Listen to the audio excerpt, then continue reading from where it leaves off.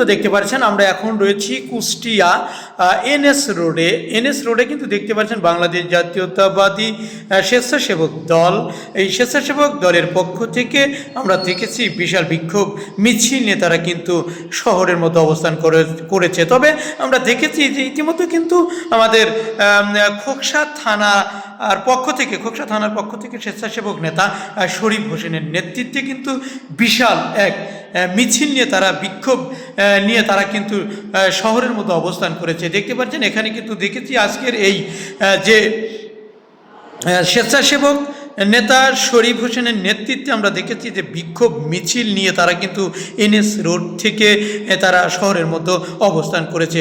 বিস্তারিত দেখাতে সরাসরি বিটিভি লাইভ থেকে যুক্ত আছি।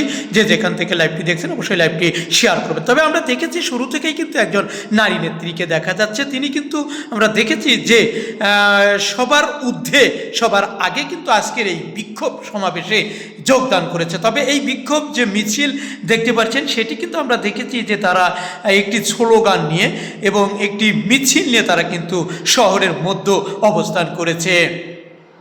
তো দর্শক, কুষ্টিয়ার এনএস রোড থেকে আমি সরাসরি আপনাদের একটু দেখানোর জন্য বিটিভি লাইভ থেকে যুক্ত আছি। যে যেখান থেকে লাইভটি দেখছেন অবশ্যই লাইভটি শেয়ার করবেন, নিজে দেখবেন এবং অন্যকে দেখার সুযোগ করে দিবেন। ইতিমধ্যে দেখতে পাচ্ছেন আমাদের কুষ্টিয়া এনএস রোড অর্থাৎ বাংলাদেশ জাতীয়তাবাদী স্বেচ্ছাসেবক দল খোকসা থানা শাখার পক্ষ থেকে স্বেচ্ছাসেবক নেতা শরীফ হোসেনের নেতৃত্বে বিশাল এক বিক্ষোভ মিছিল নিয়ে এবং নারী নেত্রী সহ তারা বিশাল মিছিল নিয়ে কিন্তু শহরের মধ্যে অবস্থান করেছে। তো দর্শক, আমি সরাসরি আপনাদের একটু দেখানোর জন্য চেষ্টা করছি।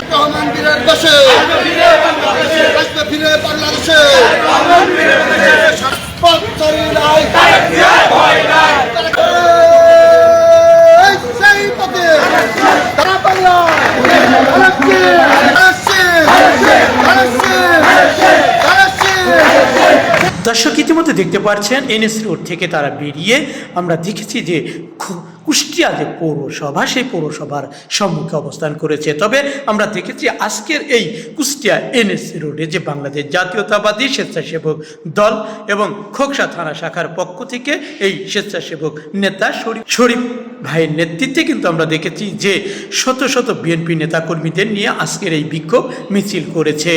বিস্তারিত দেখাতে সরাসরি কুষ্টিয়া থেকে বিটিভি লাইভে যুক্ত আছি। যে যেখান থেকে লাইভটি দেখছেন অবশ্যই লাইভটি শেয়ার করবেন।